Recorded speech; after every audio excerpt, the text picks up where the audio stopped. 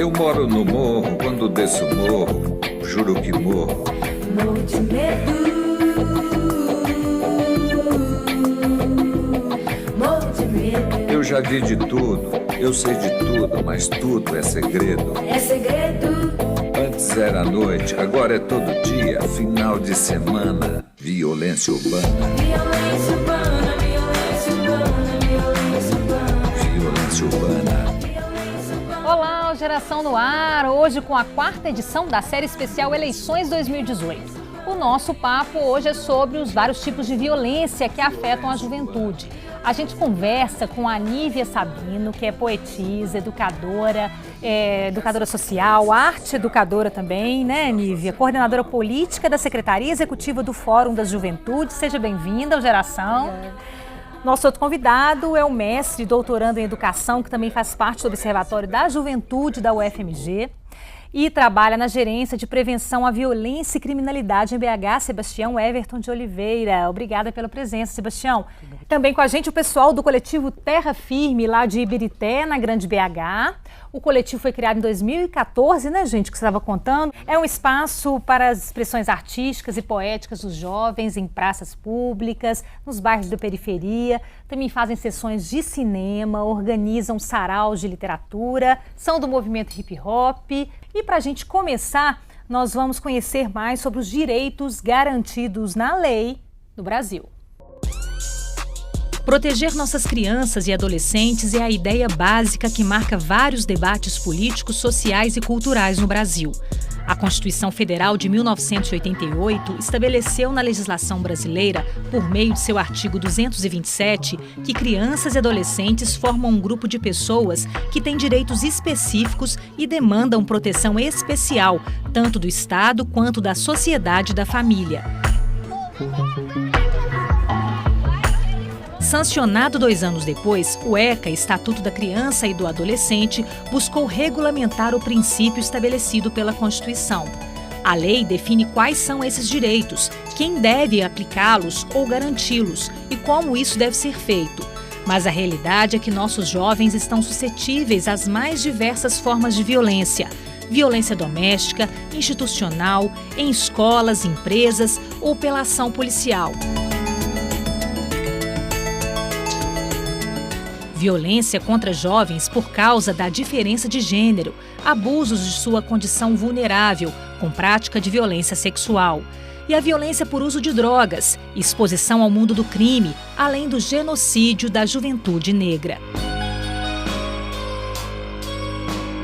Segundo um relatório da Unicef, além da dor e do sofrimento que causa, a violência mina o senso de autoestima das crianças e dos adolescentes e impede seu desenvolvimento. A impunidade dos autores e a exposição prolongada à violência podem fazer com que as vítimas acreditem que essa situação é normal, o que dificulta a superação e a prevenção. A gente está vendo aí, né, a legislação é muito boa, né? Tem coisa até demais na nossa legislação, né? Mas a prática está muito longe disso. Enquanto legislação, somente a partir de 2013 que a gente vai ver, por exemplo, o jovem como sujeito, né? Reconhecido como sujeito de direitos, né? Até então, crianças e adolescentes, né? Muito recentemente, que a gente passou a entender que não eram sujeitos adultos, né? Pequenos, sujeitos adultos pequenos. Que tem especificidades, que tem uma condição vivida que merece uma atenção do Estado, né? Então esse reconhecimento ele ainda está num processo de construção, ele é muito imaturo ainda, né?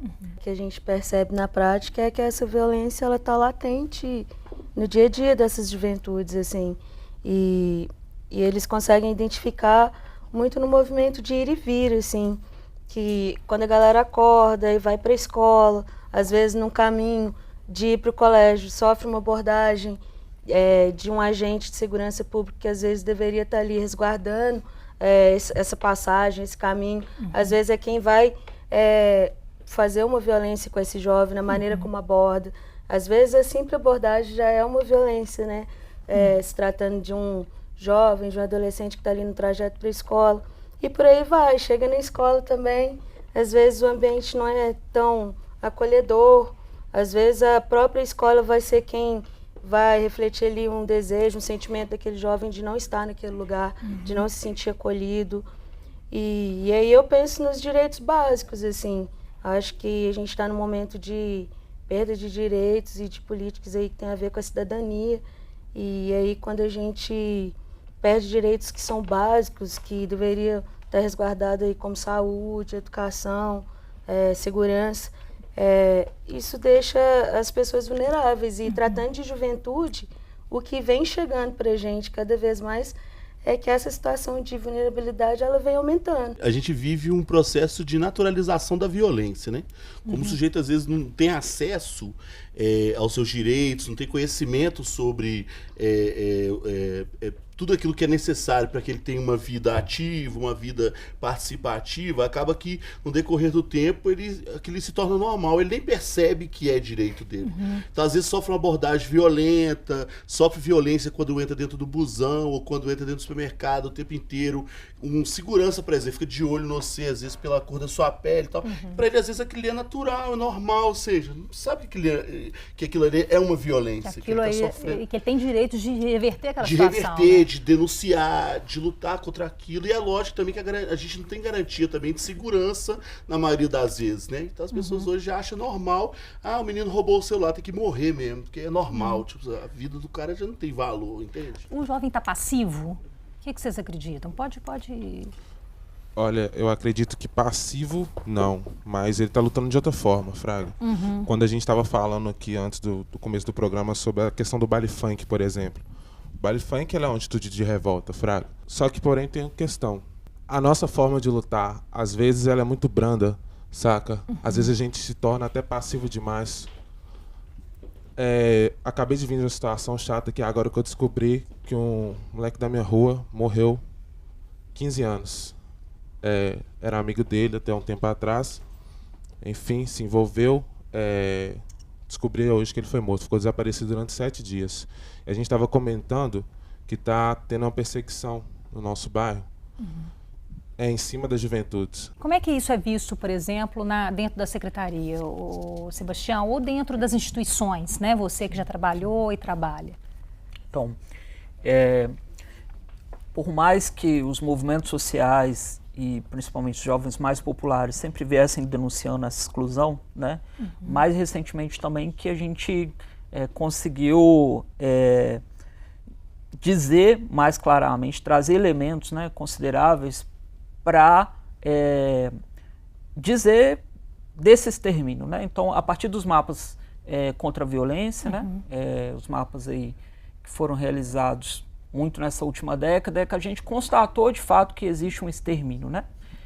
E que o Estado tem responsabilidade sobre isso.